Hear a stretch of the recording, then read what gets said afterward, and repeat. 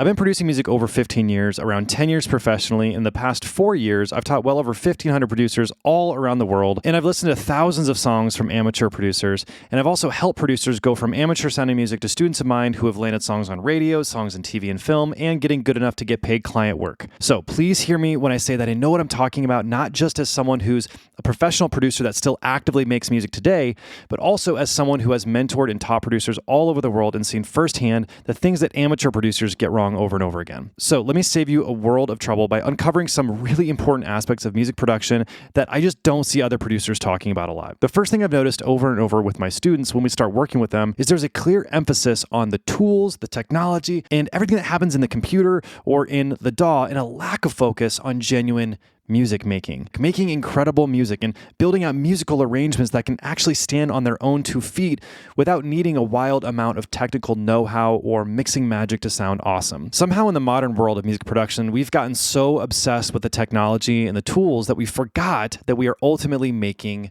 music. And if your goal is to make music that reaches people, inspires people, makes them really want to continue listening, how much you know about EQ or compression honestly doesn't matter as much as you think.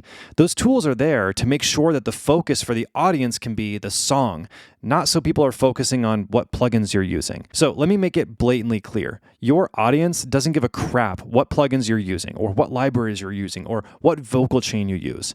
They want to listen to good music that makes them feel something. So when you're working on music, what's your focus? Are you focused on tweaking that snare for 2 hours, or are you focused on pushing the song forward in a way that makes the actual song interesting and amazing? It blows my mind how the vast majority of producers have gotten swindled into thinking that the next plugin they buy, that's going to be the big game changer. All the while, they aren't spending much time trying to really figure out how to make their music more musical. And this brings me to the second aspect that somehow nobody really talks about. The performances. One of the most common pieces of feedback and constructive feedback I give my students is that their performances are they're just not professional sounding enough. There are timing problems. There's issues with pitch. There are issues with intonation on the guitars over here. The program instruments sound machine-like and not human because the velocities are all the same. Or worse yet, the performances, they lack conviction. When I'm working with musicians, I want inspired performances. I want to get the best performances because the performances, that's what the listener actually ends up hearing.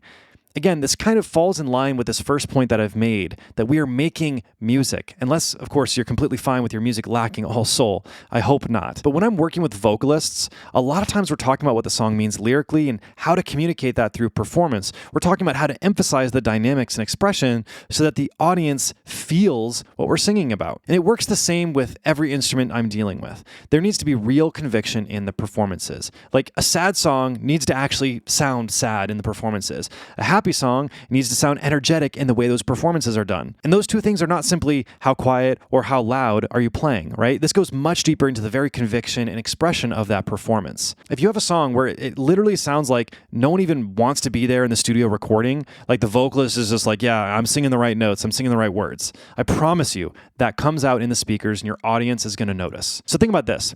When was the last time you got obsessed over the performances as you record? Not just, am I playing the right notes, right? That should be a complete given. I'm talking about trying to pull out performances that carry some real weight and some real conviction. Playing the right notes is not what makes a great performance. If you have a production that's filled with insanely good performances, but the mix is average, I would be willing to bet you some pretty good money that the average person will prefer listening to the song with killer performances. Like, I think of Jacob Collier as a great example. His first album, In My Room, was not mixed super great in my opinion. But it's an absolute masterpiece from a musical perspective, and the performances and the songs are so good that I really don't care that it sounds like he was recording with dynamic mics and didn't really get things sounding super crispy. But that doesn't really matter because everything else is so good. And I don't think anyone in his audience is saying, well, it doesn't sound bright enough in the mix there. Like, no one cares about that. Now, would it obviously be better if it had been mixed better?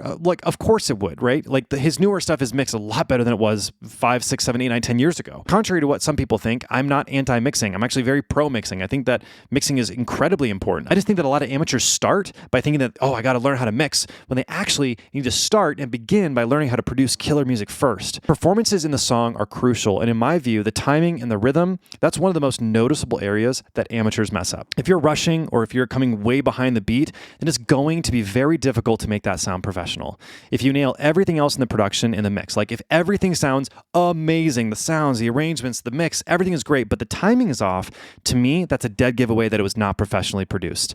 I'm just saying it. Professional producers don't screw that up. Beyond this, you need to actually edit your performances. If something's a bit off in terms of timing, which is totally normal, by the way, then you got to nudge that back in time or get it onto the grid, get that snapped onto the grid. It's very similar to how you do this with quantizing MIDI, for example. Now, real quick, I've obviously mentioned students. It's not a secret that I have students. So if you want to work directly with me and my team to really take your music to a professional level, then you can click the Work With Us link below this video. We only take 10 students per month, and we're actually closing down my course Producer Accelerator at the beginning of 2025.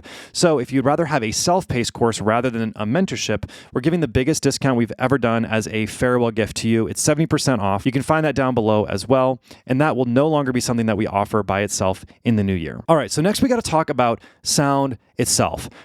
For some reason, amateur producers think that you can use crappy sounds and magically wind up with something that sounds professional. And this is actually such an issue that sometimes when I'm working with artists, when I'm producing an artist, I almost have to tell them before we even get to the mixing phase that by the time we get to the mixing phase, it should already sound great because the sounds are already going to be really, really good. Like once we get to the part where you're actually mixing the song shouldn't really sound that much different, right? Because the sounds themselves are really good. And this is such an absurd thing. And part of me wonders if this wild emphasis on EQ within this YouTube tutorial space has somehow gotten it in people's head that you can just fix anything with EQ. This is not how professionals work. EQ is obviously a very powerful tool, but EQ is not the first move that you should be making unless you're going for a filtered sound. But using EQ to try to salvage a really crappy sound is just honestly, it's just kind of crazy. Like, just don't do it. And I can tell you that if instead you focus on getting great sounds in your songs first, you're also going to find that mixing is 100 times easier. One of the reasons I think mixing is so hard for amateurs is not because mixing is hard.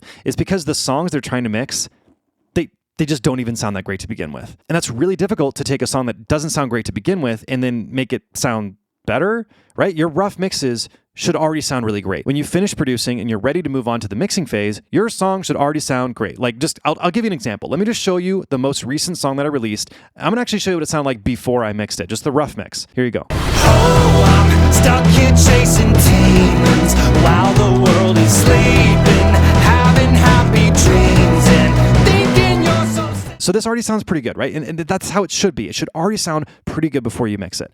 So how do you get those great sounds, right? And I understand that's a big question. Well, the first thing is that stock sounds, I'm not saying stock sounds are all bad, but I would argue that most stock sounds are also not great either. Like, I do think that investing in sound libraries is one of the best investments you can make with your music. There are obviously plenty of free libraries you can look into. I think Spitfire Labs is fantastic. You can look online to find lots of free examples, right? Investing in sound libraries is one of the best places that you can put your money. And I really cannot say I know any professional producers who do not invest heavily into sounds. And it makes sense, right? Because sounds are the very fabric of music. And remember, what are we making again?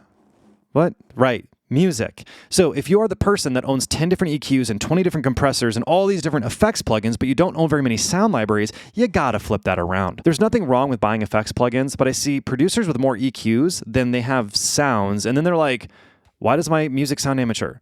Bruh. And if you struggle with knowing how to pick good sounds, the best thing you can do is replicate what you hear. Find music you love and literally replicate the sounds. This works like magic because you'll find a sound that's similar and you're going to be going back and forth, right? Like you're going to find a sound that kind of sounds similar to the thing you want over here. You're going to be going back and forth and you're going to learn things you would never otherwise learn. Like you're going to be hearing like, wow, that's amazing. This sound that they have over here has more mid-range than mine. Or wow, my sound is really thin compared to that one. Or wow, this sound is really complex sounding and mine is really simple. And what you're doing is you're training your ear, and you can also problem solve to figure out what can I do to make my sound a little bit more like that one. And it doesn't matter how you do it. No one cares how you do it. The only thing that matters is how does it sound. And the way you learn how to pick better sounds is by training your ear to know how to identify better sounds. And if there's one skill that I believe the best producers have that is most valuable, it's having really good taste in sound choice. And that does take time, which leads me right into another aspect that nobody seems to talk about. Producing music is really hard. Like if you play guitar, you're pretty much worried about one thing, right? You're worried about playing the guitar. And I'm not sitting here saying learning the guitar is easy. Don't come after me, right?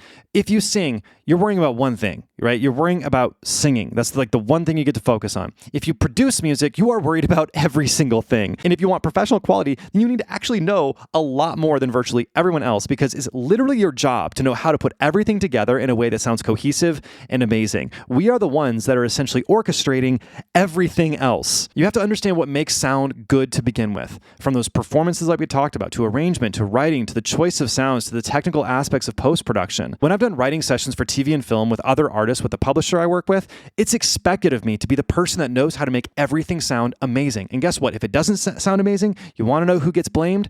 Me. It's my fault. And that obviously kind of sucks, right? But it also makes sense, right? Because we're the ones that have to know how to take a concept and turn that into something amazing that's going to blow a listener's mind. And that is difficult. I've seen some videos on YouTube saying that producing music is just so easy, and I could not disagree more. Unless you're literally just dragging loops and dragging and dropping loops. If that's the way you make music, so be it. But if you actually want to make real music, no offense, it's actually pretty difficult. I actually think that if you have the perspective that it should be easy, that's going to lead you to a greater frustration and a discouragement, because reality is going to punch you in the face.